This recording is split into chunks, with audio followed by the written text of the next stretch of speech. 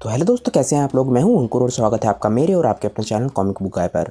दोस्तों, आज की वीडियो में हम ड्रैगन बॉल काकुमी की स्टोरी को कंटिन्यू करने जा रहे हैं और आज हम देखेंगे इसका पार्ट 14। आज के वीडियो में हम देखेंगे कि वेजिटा के बुल्मा से मिलने के बाद क्या होता है और साइंस की ट्रेनिंग कैसे आगे बढ़ती है। ड्रैगन बॉल काकुमी एक बहुत ही अमेजिंग स्टोरी है और इसके क्रिएटर्स से जुड़े हुए सभी के सभी लिंक मैंने नीचे डिस्क्रिप्शन में दे दिए हैं, तो जाइए और क्रिएटर्स को अपना पूरा सपोर्ट दिखाइए। आज की वीडियो शुरू करने से पहले दोस्तों, आप सभी से एक छोटी सी रिक्वेस्ट करना चाहूँगा। हमारा चैनल 100K के बहुत ज़्यादा नज़दीक है, तो मैं आपसे रिक्वेस्ट करूंगा कि जिन लोगों ने अभी तक चैनल को सब्सक्राइब नहीं किया है वो चैनल को सब्सक्राइब कर ले, ताकि हमारा चैनल 100K तक जल्द से जल्द पहुंच सके। जिन लोगों को आज की वीडियो अच्छी लगी वो वीडियो को लाइक करना बिल्कुल मत भूलिएगा और वीडियो को अपने दोस्तों के साथ शेयर भी जरूर कीजिएगा। तो चलिए दोस्तों, बिना देरी करे अपने वीडियो पर आते हैं।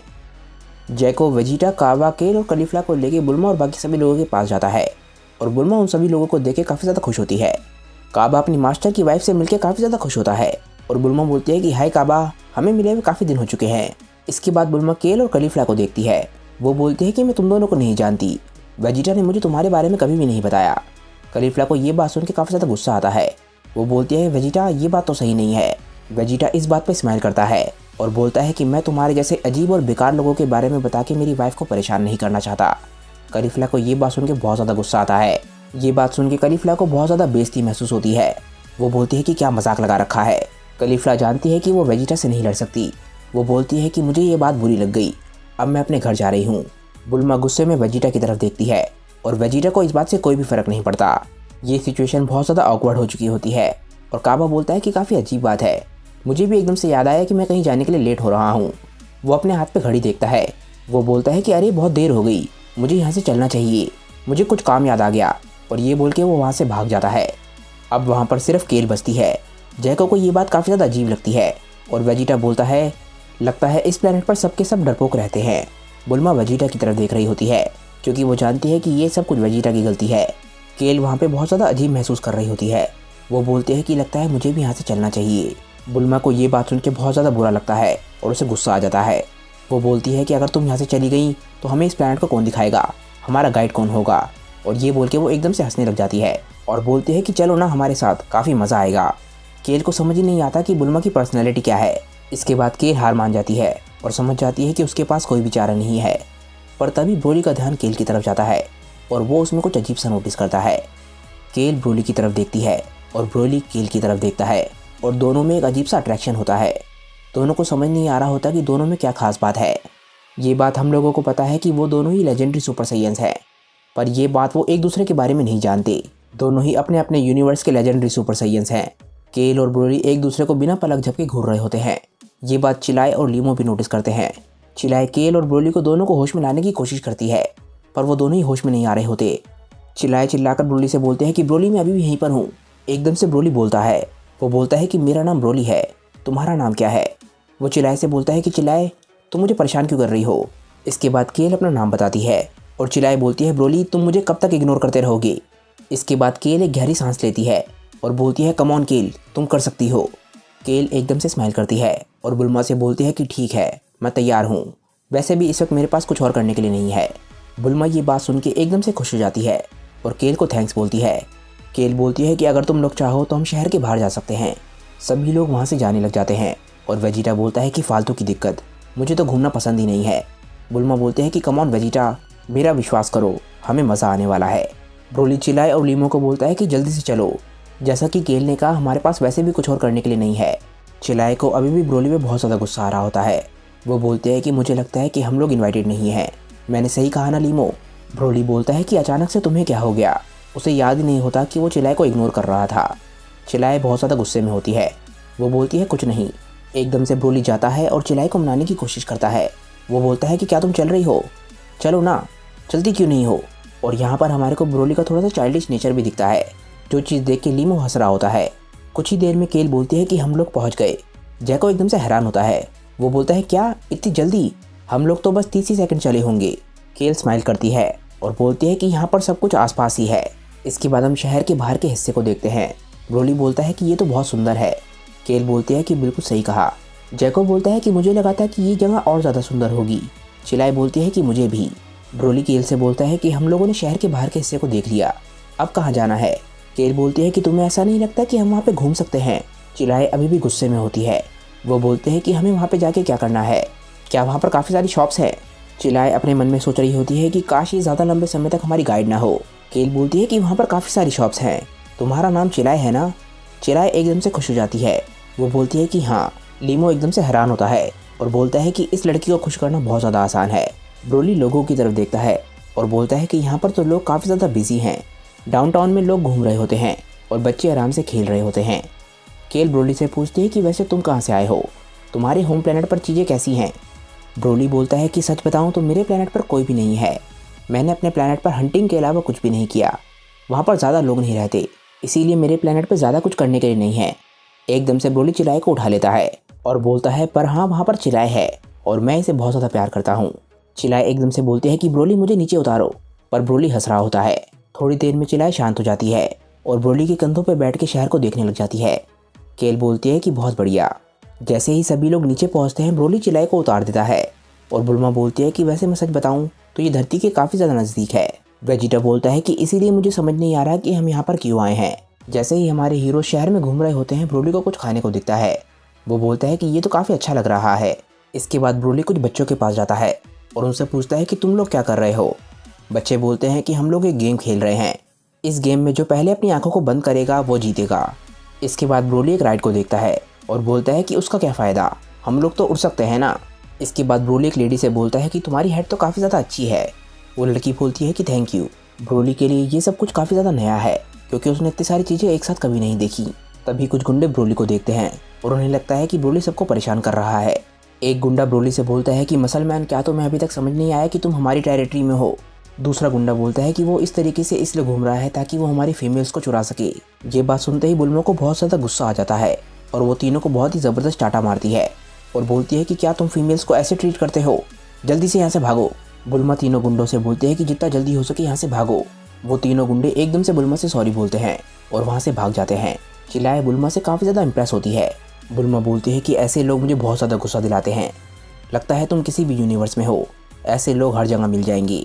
इसके बाद बुल्मा ब्रोली की तरफ देखती है और बोलती है ब्रोली, वैसे एक बात वो लोग सही बोल रहे थे, तुम ऐसे नहीं घूम सकते, ये काफ़ी गलत तरीका है। चिलाए बुल्मा से और ज़्यादा इंप्रेस हो जाती है और बोलती है कि सच बताऊं तो मैं भी इससे अच्छे तरीके से इस बात को नहीं बोल सकती थी। इसके बाद बुल्मा अपनी जैकेट खोलती है और बोलती है कि मुझे लगता है कि तुम्हारे कुछ पहनने के लिए मेरे पास ज़रूर होगा। एकदम से वो एक कैप्सूल को निकालती है। वो बोलती है कि ये बहुत बढ़िया रहेगा। बुल्मा एकदम से ब्रोली के पास जाती है और उसकी पेल्ट को निकालने लग जाती है। वो बोलती है कि हमें ये अजीब सी चीज़ निकालनी होगी। ब्रोली को एकदम से गुस्सा आता है और वो बुल्मा के हाथ को पकड़ लेता है। बुल्मा बोलती है कि तुम मुझे चोट पहुंचा रहे हो। केल बुल्मा से बोलती है कि वो उसे रख सकता है, कोई बड़ी बात नहीं है। अगर तुम्हें उसकी स्मेल अजीब लग रही है तो यहाँ पर एक परफ्यूम मेकर है, वो बहुत ही पास है। बुल्मा को अपनी गलती समझ आ जाती है। वो बोलती है कि मुझे माफ़ करना, मुझे नहीं पता था कि ये तुम्हारे लिए इतना ज़्यादा इंपॉर्टेंट है। बुल्मा बोलती है कि चलो कोई नहीं, तुम बस इसे अपनी चेस्ट पे लगा लो। ब्रोली बुल्मा को माफ़ कर देता है और बोलता है कि चिंता मत करो, मुझे इसे अपनी चेस्ट पे लगाना है ना। जैसे ही वो कैप्सूल खुलता है, ब्रोली के चारों तरफ एक शर्ट आ जाती है। वो बोलता है कि ये तो काफ़ी ज़्यादा टाइट है। बुल्मा बोलती है कि चिंता मत करो, वो तुम्हें परफेक्टली फिट हो रही है। चिलाए बोलती है कि हाँ, वो काफ़ी अच्छी फिट है। ब्रोली को ये बात सुन के काफ़ी अच्छा लगता है। वो बोलता है थैंक्स चिलाए। इसके बाद हम यूनिवर्स 7 के प्लेनेट क्रीपे को देखते हैं। यहाँ पर हम देखते हैं कि वीज़, गोटेन और ट्रंक्स होते हैं। वीज़ गोटेन और ट्रंक्स की हिस्ट्री को देख रहा होता है और देखता है कि वो लोग मिलकर लड़ते हैं। वीज़ गोटेन और ट्रंक्स के लड़ने का तरीका समझ जाता है और गोटेन और ट्रंक्स काफ़ी ज़्यादा खुश हो रहे होते हैं क्योंकि वो जानते हैं कि वो लोग जब फ्यूज़ होते हैं तो वो बहुत ज़्यादा ताकतवर बन जाते हैं। वीज़ एकदम से प्रोजेक्शन को बंद कर देता है और बोलता है कि मुझे जो जानना था वो मैं जान चुका हूँ। गोटेन और ट्रंक्स एकदम से बोलते हैं कि लगता है ट्रेनिंग शुरू होने वाली है। वो एकदम से फ्यूज़ करने लग जाते हैं। वीज़ एकदम से हंसता है। वीज़ बोलता है कि तुम लोगों को फ्यूज़ करना बिल्कुल भी अलाउड नहीं है। गोटेन और ट्रंक्स को कुछ समझ नहीं आता। वीज़ गोटेन और ट्रंक्स से बोलता है कि मैं तुम्हें बताता हूँ कि मैं तुम लोगों से क्या चाहता हूँ। तुम्हारी ट्रेनिंग का सबसे पहला गोल ये है कि तुम्हें इंडिविजुअली गोटेंस के मैक्सिमम लेवल पे पहुंचना होगा, या फिर जो तुम्हारे पोटेंशियल के हिसाब से तुम्हारा मैक्सिमम लेवल है। इस चीज़ को अचीव करने के लिए तुम्हारी ट्रेनिंग में 3 पड़ाव होंगे। पहला पड़ाव यह है कि तुम्हें अपनी अंतरात्मा के साथ एक होना होगा। सीधे तरीके से अगर मैं तुम्हें बताऊं तो तुम्हें अपने एक ब्लो में अपनी पूरी की पूरी ताकत को लगाना होगा। वो एक फिजिकल अटैक भी हो सकता है या फिर कोई और तरीका भी हो सकता है। इस चीज़ को अचीव करने के लिए तुम्हें अपने इमोशंस पे काबू करना होगा और अपनी कमज़ोरियों को सामना करना होगा और अपने सबसे बड़े डर से लड़ना होगा। गोटेन और ट्रंक्स समझ जाते हैं कि ये ट्रेनिंग आसान नहीं होने वाली। इसके बाद वीज़ गोटेन और ट्रंक्स को समझाने की कोशिश करता है कि उन्हें क्या करना होगा। वो बोलता है कि तुम्हारी पहली एक्सरसाइज ये है कि मेरे पास एक मशीन है जिसके बीच में एक प्लास्टिक की बॉल होगी। उस डिवाइस में ऊपर ग्रीन या रेड लाइट जलेगी। जब तुम उस डिवाइस की एक साइड को हिट करोगे तो ऊपर रेड लाइट जलेगी। जब तुम डिवाइस की दोनों साइड्स को एक साथ हिट करोगे तो ग्रीन लाइट जलेगी। इसीलिए तुम्हारा सबसे पहला गोल ये है कि तुम्हें रेड और ग्रीन लाइट दोनों को एक साथ जलाना है। और तुम्हारा गोल ये होगा कि तुम्हें दोनों तरफ इतने हार्ड तरीके से हिट करना है कि बीच में जो प्लास्टिक की बॉल है वो प्रेशर से एक्सप्लोड कर जाए।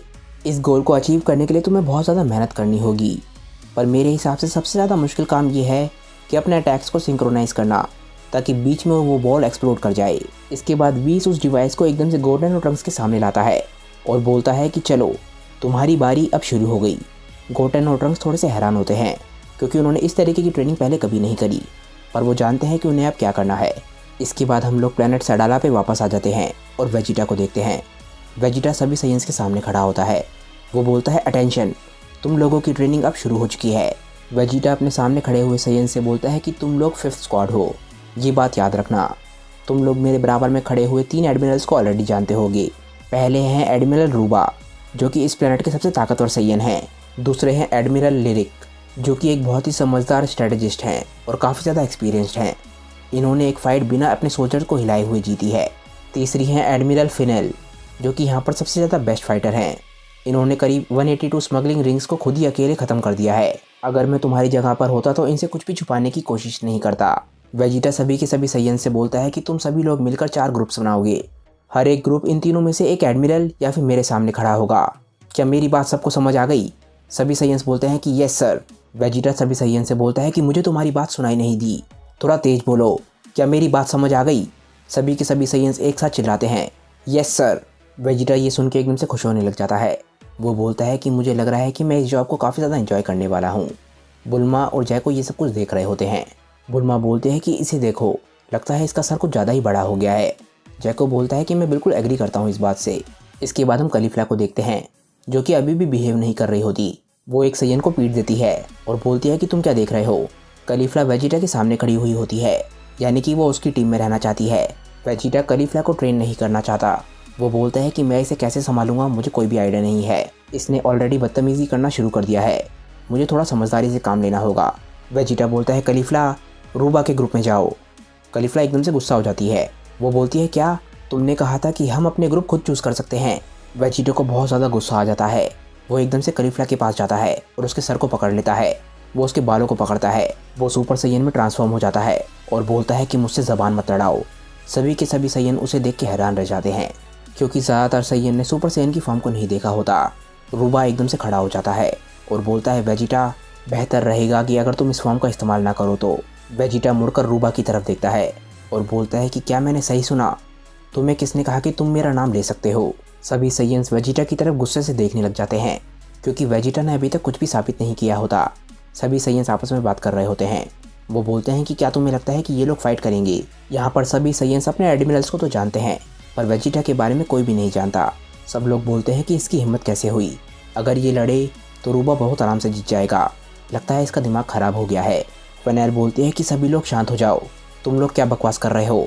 लिरिक बोलता है कि क्या तुम्हें समझ नहीं आ रहा फनेल, वो कितना डिसरिस्पेक्ट कर रहा है। फनेल बोलती है कि उससे कोई फ़र्क नहीं पड़ता, पर एक सैयन के लिए इस तरीके से बिहेव करना सही नहीं है। हम सैयन्स को ये शोभा नहीं देता। पर अगर इस वेजिटा को हमारे से कोई दिक्कत है। रूबा गुस्से में बोलता है कि अगर उसे दिक्कत है तो उसे काफ़ी सारी दिक्कतों का सामना करना होगा।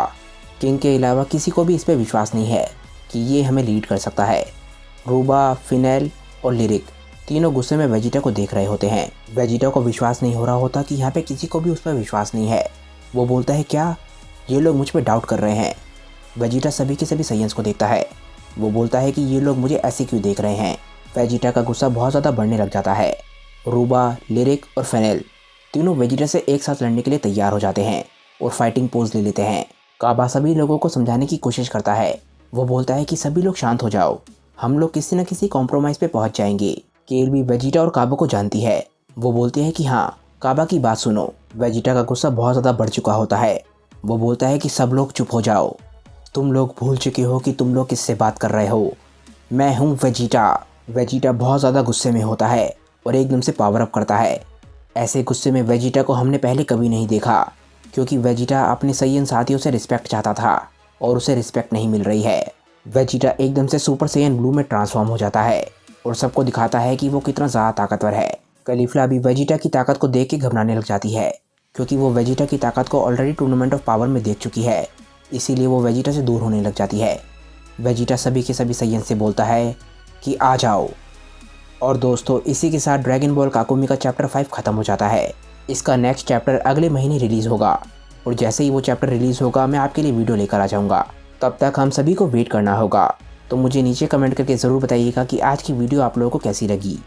अगर आपको आज की वीडियो अच्छी लगी हो तो वीडियो को लाइक करना बिल्कुल मत भूलिएगा, और वीडियो को अपने दोस्तों के साथ शेयर भी जरूर कीजिएगा। जिन लोगों ने अभी तक चैनल को सब्सक्राइब नहीं किया है वो चैनल को सब्सक्राइब कर लें, क्योंकि चैनल पे लगातार वीडियोस आती हैं और मैं आपकी एंटरटेनमेंट के लिए लगातार यहाँ पे वीडियोस लेकर आता रहता हूँ। तो चलिए दोस्तों, आज की वीडियो के लिए बस इतना ही। मैं मिलता हूँ आप लोगों को अपनी नेक्स्ट वीडियो के साथ। तब तक के लिए बाय दोस्तों, और थैंक्स फॉर वॉचिंग।